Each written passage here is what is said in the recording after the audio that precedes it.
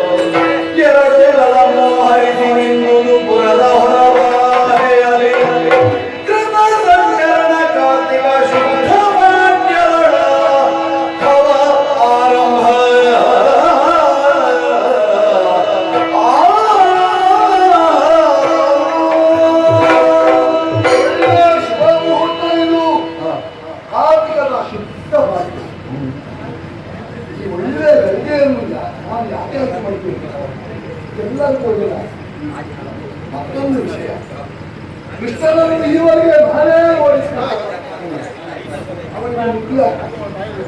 ಈಗ ಅವನೇ ಏನಾಗಲಿ ಈ ಸಾವಕಾರದ ಸಮರ್ಪಕವಾದಂತಹ ಬದುಕ ಇರಬೇಕಾಗಿದೆ. ಅದಕ್ಕಾಗಿ ಎಲ್ಲರೂ ರಾವಣರು ನೋಡಬೇಕು, ದೇವತೆಗಳು ನಮ್ಮ ಪ್ರಜೆಗಳು ರಾಜಾಂಗದಲ್ಲಿ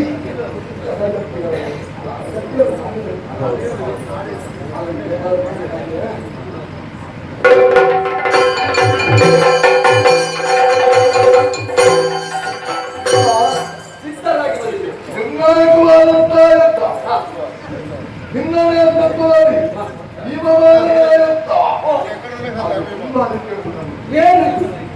ಈ ಯುದ್ಧದಲ್ಲಿ ಈ ಮನೆ ಗೆದ್ದಂತ ಯೋಚನೆ ಮಾಡು. ನಿನ್ನ ಇಷ್ಟಾರ್ಥ ನೆರವೇರಿದಂತ ಅರ್ಥ ಮಾಡು. ಉತ್ತಮವಾಗಿ ಸಮರ್ಪಕವಾದ ಮಾಡಲಿಲ್ಲ. ಒಂದೇ ಒಂದು ಮಾತನ್ನು ಹೇಳ್ತಾ ಇದ್ದೇನೆ, ಏನು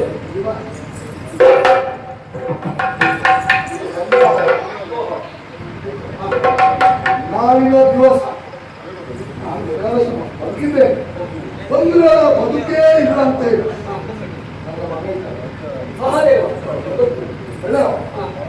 ಒಳ್ಳೆಯವನಿಗೆ ಮೊದಲೇ ಗೊತ್ತಾಗಿದೆ. ನೀನು ನರವೇದ ಸಂಕಲ್ಪ ಕಾಪಾಲಿಕರಿಂದ ಮಾಡಿದಾಗ ಸಹದೇವ ಒಂದು ಬುದ್ಧಿ ಹೇಳಿದ ಇದು ಸರಿಯಲ್ಲ ಅಂತ. ಹೌದಾ? ಅವನಿಗೆ ಇನ್ನೊಬ್ಬರ ಬಗ್ಗೆ ರಾಜಕೀಯ ವ್ಯವಹಾರದಲ್ಲಿ ಬಂಧುಗಳೆಲ್ಲರೂ ಕೂಡ ಓಹೋ ಎಷ್ಟಾಗಿ ನಮ್ಮ ಎಷ್ಟು ಇಷ್ಟ ಇದ್ದರೂ ಕೂಡ ನಿನ್ನಲ್ಲಿ ಮೋಸಗಾರಿಕೆ ನನ್ನ ಅಪ್ಪಗಳು ವ್ಯವಸ್ಥೆ ಮಾಡಿ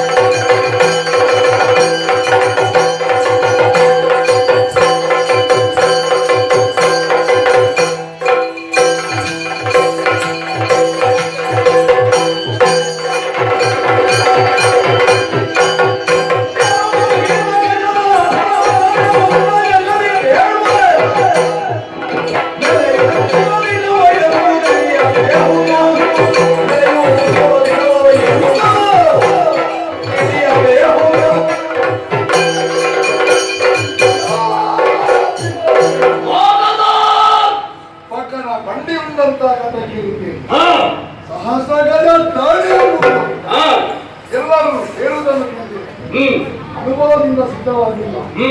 ಆಗಿರುವಾಗ ನಿನ್ನ ಶತಗಜ ತರಣ ನನ್ನ ಮುಂದೆ ಏನು ನಡೆದಿದ್ದು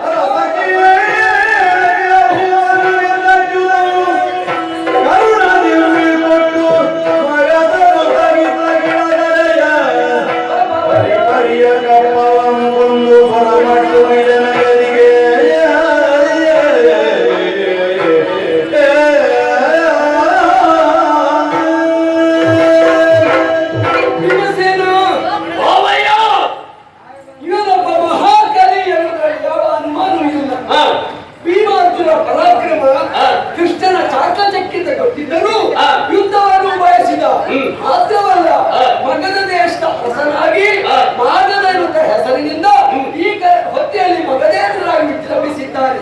ಹಾಗಿದ್ದು ಈ ಕಥೆಯಿಂದ ಪಡೆಯುವುದರ ಮೂಲಕವಾಗಿ ಅವರ ಅಂತರದ ಶರೀರವನ್ನು ಬೇರೆ ಮಾಡಿರಬೇಕು. ಯಾಕೆಂದ್ರೆ ಈ ಒಂದು ಕಾಲದಲ್ಲಿ ಭ್ರಾತೃತರ ಮಗನಾಗಿ ಶಾಲಿನಿ ಮಾಲಿನಿಗೆ ಮಗನಾಗಿ ಕಾಣಿಸಿಕೊಂಡಿದ್ದರು. ಕಾಣಿಸಿಕೊಂಡವ ಜನೆಯ ರೂಪದಿಂದ ಸಂಧಿಸಿದ ಕಾರಣ ಆ ಕ್ಷಣದಲ್ಲಿ ಜರಾಸಂಧ ಎನ್ನುವ ನಾಮದಿಂದ ಪ್ರಖ್ಯಾತನಾದವ. ಈ ಗಳಿಗೆಯಲ್ಲಿ ಮಹಾಕವಿ ಮಗಧೇಂದ್ರ ಎನ್ನುವುದಾಗಿ ನಾವೆಲ್ಲರೂ ಹೇಳಬಹುದು. ಅವನನ್ನು ಕೊಲ್ಲುವುದರ ಮೂಲಕವಾಗಿ ಸೆರೆಯಲ್ಲಿರುವಂತ ಅರಸರನ್ನು ಬಿಡಿಸಿದ ಹಾಗಾಯಿತು. ಅವರಿಗೆ ಕ್ಷೇಮವಾಗಿದೆ ಮಾತ್ರವಲ್ಲ, ಲೋಕಕ್ಕೆ ಕ್ಷೇಮವಾಗಿದೆ ಎಂಬಲ್ಲಿಗೆ ಮಹಾಕವಿ ಮಗಧೇಂದ್ರ ಕಥೆಯನ್ನು ಆಡಿದವರಿಗೂ ಆಡಿಸಿದವರಿಗೂ ನೋಡಿದವರಿಗೂ ಕಥಾಂತರ್ಗತವಾದ ತತ್ವ ಪ್ರಸಾದವೆನಿಸಿ ಕಠಿಣ ದುರ್ಗಾಪರಮೇಶ್ವರ